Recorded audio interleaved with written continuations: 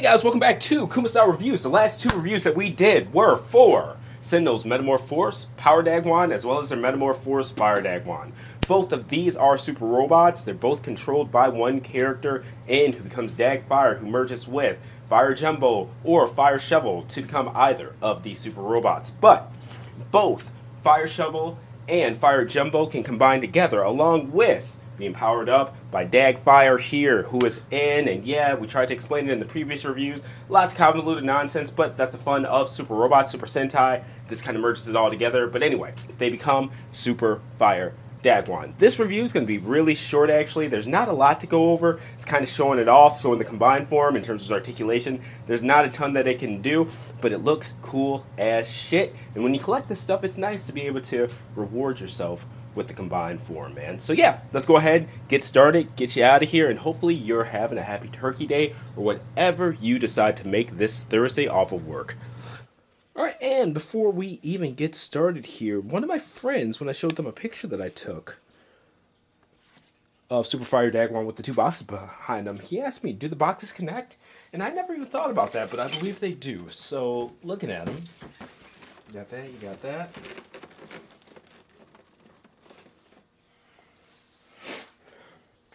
And boom, that's a pretty neat add-on. I like when things do that, especially when they're items that go together. I guess you don't see it on items that don't, but yeah. Nice little something. And shoot, I didn't even think about the backside, but yeah, the backsides connect too. How neat is that? Alright, these boxes are going to look extra good in storage. Alright, so taking a look at this guy. It does get some added height because of the combination of Power Dagwon's legs all crumpled up on top of Super Fire Dagwon. I'm trying to see where to realistically measure it to. So I'm trying to go to the top of the crest on the front of his head.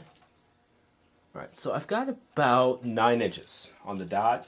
And then with the airplane fin here, about 10 inches. So 10 inches total, 9 to the head. I'm not going to count the scoop here because, I mean, you can move it up, down, sideways. But before looking at the articulation, let's go ahead and take a look front to back. Alright, and you can see that the Power Dagwon part for the torso, I mean, technically it's here, but it's just kind of balled up. Shoulders are in, head's in. Legs are down here, actually making the feet. And it's one of those options to where this just pegs on and off. So if you find that the figure is back heavy or something like that, I mean, especially if you're displaying them frontwards, you just take that out with no aesthetic loss, you know? It's more of a consolation than anything. For the sake of Super Fire Dagwon, one little difference, you move one of the boosters from the inside to the outside. So not covered up by the shoulders. And yeah. Now, in terms of aesthetics, one thing that you can do here, well, it's not just aesthetics, but articulation too. You can take these chest pieces and actually peg them into the shoulders. I just want to show you guys how it looks. We'll have pictures of both on the review. Ugh.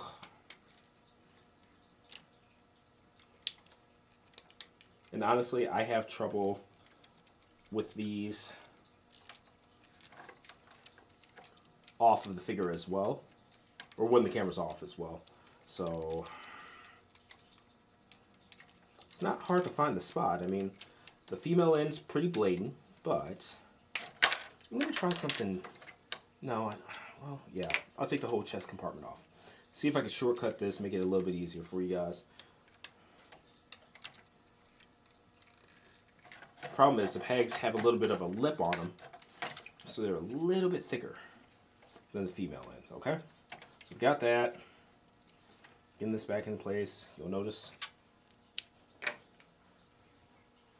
when the head ornaments fell off as well. And it's really not fiddly, this is just that tight of a peg in. And they don't pull out too bad. There we go. Okay, so we'll get this back. The other side. Put that back. The chest piece. It's kind of cool because there's storage for everything, man. It's a very smart combination.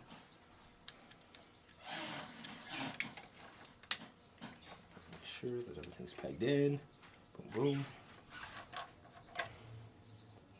Get the crust on the chest. Okay, and we're back in action. Was that worth it? No, but I need to show you guys for the sake of review. All right, so now you don't have those blocking at all when you move the arms and stuff like that, but at the same time, you've got to deal with the wings in the back and stuff, so it's not like you have a ton of room anyway, but yeah. The articulation, it's 100% taken from Fire Dagwon, because that makes up the majority of it here, right? So I've already went over that, but moving the arms around, you know, you do get that 360, goes up plenty, and you can move it even farther, but then you've got these pieces on the side here to kind of deal with, but biceps 360 and forearms, they rotate. Forearms are actually pieces comprised from Power Dagwon. Alright, there's the elbow. Cool. We went over the articulated hands as well, but what's really cool is that there's additional rock in here as well, so even more. Alright, so very cool stuff. Waist, side to side, lots of side to side, lots of back bend. It's a lot with everything, and then the ab crunch, already utilizing that. Okay. So for the sake of the Infinity Cannon, and also fleshing them out a little bit, I already have the additional clips that come with Power Dagwon for Fire Dagwon on his waist. There's one on the back too, but because of the clearance between the, I guess, crumpled up Power Dagwon and its backside, I'd rather not put that on. It doesn't do anything to support. It's literally like a fill out piece just so he looks thicker in the back, since the side skirts are bigger. And just so you can see what I'm talking about in case you haven't watched the Fire Dagwon review, see how this one's much shorter than that one. These are additional clips, or clip-on side skirts for the sake of that. Alright? Now, these do pop off occasionally. It's not horrible. If you display it, it's fine. But basically, there's a hidden compartment within the treads to hide the arms from Power Dagwon during this transformation. Okay? So, side skirts still move up. Both sides. That one's just tight. So, boom, boom. And then the back skirts hardly move. You can see the extent of the back swing there, so I'm not going to go crazy with it. But boom. Did warn you about that piece. Then boom. No 360. Knee bend. Okay.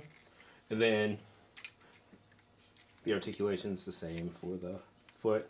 It pegs in at the front of the foot. Back, there's a slot for the heel, but nothing for it to actually peg into. But yeah. Pretty straightforward stuff. There's that. There's that. And I don't know if you guys remember. I'm not going to get too far into the shovel, but I mean, it rotates up and down. There's a swivel there. There's a swivel here. Up, down, shovel. And just like in the Power Dagwon review, you can actually, and let me zoom out so you can actually see what's going on here. Just like in the Power Dagwon review, you can change this out with the drill and the claw, whatever you decide. All right. In the intro, though, I did have Dag Fire pegged on here, just like in the Power Dagwon review.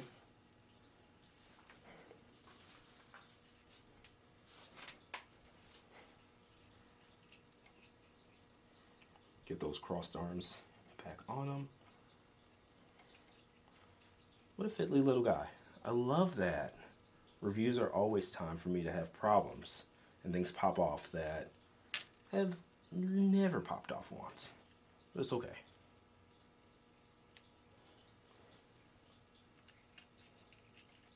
Because I guess I am handling them a bit different fashion, more expedited. So there's that. Now we can take a look at the weapons. And here he is with weapons attached, or it. It's a robot.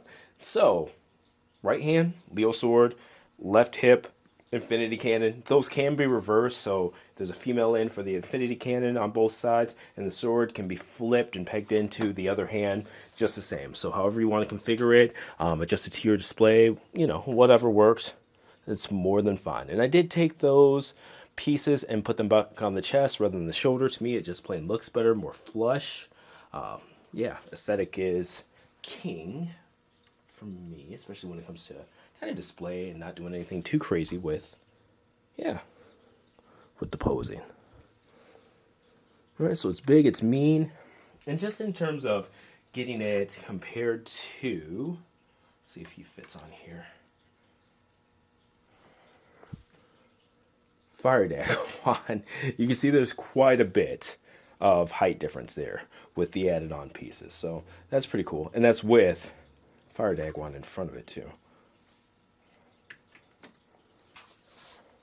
Alright, and closing this one out, again, this has been Sentinel's Metamor-Force Super Fire Dagwon, the combined form of their Metamor-Force Power Dagwon and their Metamor-Force Fire Dagwon, each sold individually. What do I think of the combination? I've given you thoughts on each of the individual mecha. Now for the combined form, honestly, I dig it. It's more of a display piece than anything. It's nice because it holds its articulation well. One thing I will say, I did go ahead and unscrew the shoulder to access the bicep swivel joint. I added some thread tape on there just to thicken that up because of the weight of the shovel on the forearm and trying to hold the sword. It really made it want to kind of fall into place and stuff like that and free swivel without that added friction. So that might be something you want to look into if your copy has the same issue. But yeah, outside of that, holds everything well, holds its articulation well, and looks wise, it's mean.